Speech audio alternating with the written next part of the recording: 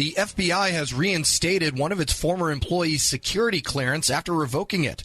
Marcus Allen had his clearance revoked and was suspended from his role of staff operations specialist with the Bureau back in February of 2022 for what it called, quote, questionable judgment when it came to the agency's investigations into the January 6th attack on the U.S. Capitol. One of the organizations who defended and represented Allen was Empower Oversight. To learn more about this case, we welcome the organization's president, Tristan Levitt. Tristan, thank you so much for taking the time. Yeah, happy to be with you, Eric. So let's just start from the beginning. What happened to Mr. Allen? If you can just give me kind of an overview of the events that led up to this point. So Marcus Allen is somebody who had been in the Marines, working as an intel analyst, and had been deployed to Iraq a couple times. So he knew what he was doing when he'd worked for the FBI for several years down in their Charlotte field office, and he had received awards in there, commendations. So he never had any issues within the FBI. After January 6th, Marcus Allen wasn't present there by any means, didn't have anything to do with it, but as most of us in the United States saw, FBI Director Chris Wray came up to Capitol Hill just a couple of weeks after the events of January 6th. And in one particular exchange before the Senate Judiciary Committee, Senator Amy Klobuchar said to him, "Don't you just wish we had some informants there, some way of knowing what was happening?" And you just see the look on Director Wray's face as he's navigating that. So he gives a response. Understandably, the FBI needs to protect its confidential sources, but this is a pretty significant event, and it's important for Congress to be able to do oversight of that. So he left the impression that there were no informants there.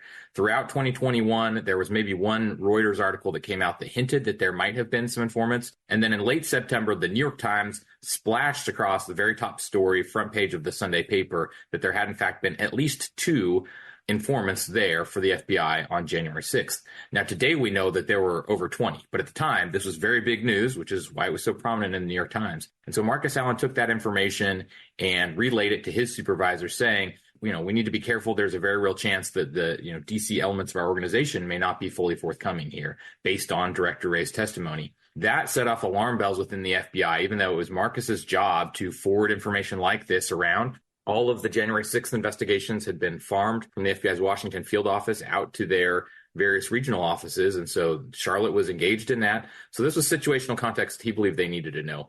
But after this, his security clearance was suspended. So that's how we got involved. A year ago, I testified before the House Weaponization Subcommittee with Marcus and two other FBI whistleblowers we had represented. And at the time, the FBI had just put out information the night before saying that their clearances had been revoked. So, they were called a security threat by the ranking member of that committee. But we had filed an inspector general complaint alleging that it was because of whistleblower retaliation. January 6th aside, longstanding whistleblower law protects a federal employee's right to make disclosures about the head of an agency and to, share that information with one's supervisors or colleagues. And so in that context, it simply was inappropriate for them to suspend his security clearance over that. After a long period of time working with the inspector general, I think the FBI knew that an IG report was probably likely to come out soon. And so they agreed to settle with him. And separately, they reinstated his security clearance, giving him complete and full vindication. We're speaking with Tristan Levitt. He is the president of Empower Oversight. And, as with most whistleblower cases, the idea is not just to punish somebody who maybe went against what the FBI desired, but it is to send a message or have a chilling effect. If I could ask you to speculate, what was that message that was being sent to other potential whistleblowers at the FBI? Well, we've since learned a fair amount about this, and this is actually the subject of a lot of concern, something that's actually, we expect the DOJ Inspector General is going to open up a new probe on, which is that after January 6th, where it was perfectly legitimate for the FBI to investigate any FBI agents, certainly who were inside the Capitol or who were engaged in violence, it was appropriate for them to investigate that of the American public, much less people from within the FBI. But after that, it kind of led to this hysteria within the FBI where anybody that got brought to the attention of the security division within the FBI, once they were inside that funnel of suspicion, they couldn't get out.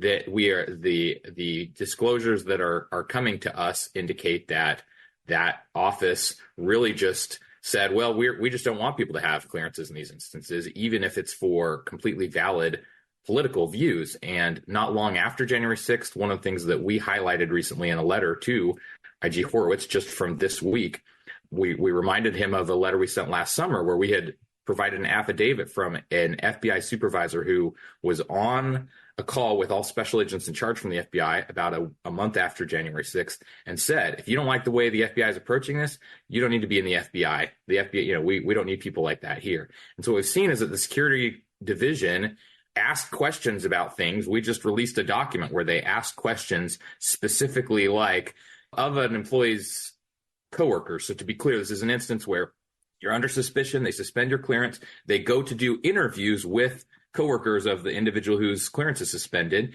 and someone's required to answer those questions. So you're told at the beginning of the interview, you have a duty to reply to these. Should you refuse to answer or fail to reply fully and truthfully, actions your own clearance may be taken. So people are being asked to rat out their coworkers, and the questions for them were, after being asked if you've ever socialized with them, so it's asking about even outside of work, did you ever hear them vocalize support for President Trump? Did you ever hear them vocalize objection to the COVID-19 vaccination? So these are entirely inappropriate questions for the security division to be asking. I mean, for anyone in the FBI to be requiring answers to, much less as a basis for revoking someone's security clearance. And so this is the real, the chilling seems to have been where people came into this funnel of suspicion with the security division. They pushed out people that had views that were not in keeping with those in the mainstream, in the leadership of the agency there, including just support for President Trump even.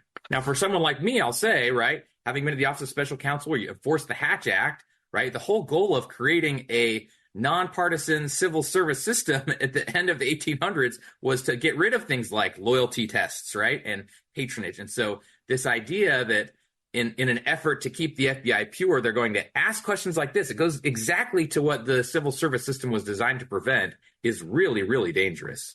Well, can I come at it from the other side here as saying, January 6th, unprecedented attempt to really subvert the U.S. government. There was probably a lot of speculation regarding how the agency should react. And obviously, the agency had not seen anything like this before. So are you saying that this was maybe an overreaction, or could they have handled it a little bit better in trying to decipher? We have to make sure that none of our people were actively trying to support this movement that, once again, was something that the government had never seen before. I think asking questions like, do you support violence? I mean, the security clearance process, do you support the overthrow of the U.S. government? Were you present on January 6th inside of the Capitol? All of that is completely legitimate in my view. When you step beyond that to just political views, did the employee ever vocalize support for President Trump? I mean, people had a First Amendment right to go and hear him at a rally. And again, if they are outside of the Capitol, that's just not the FBI's place. And again, the COVID-19 vaccination questions, even if they might overlap among the segment of the population that did express objections to the vaccination, keep in mind these questions were asked 3 months after the federal employee vaccine mandate was suspended. So there's no legitimate purpose for them to ask a question like that. When I was at the Merit Systems Protection Board, as we tried to implement the executive order that came out, we put a lot of thought into making sure that these questions about someone's personal medical health information weren't spread all over the agency. So we were very careful in making sure that went to just one designated individual within the agency.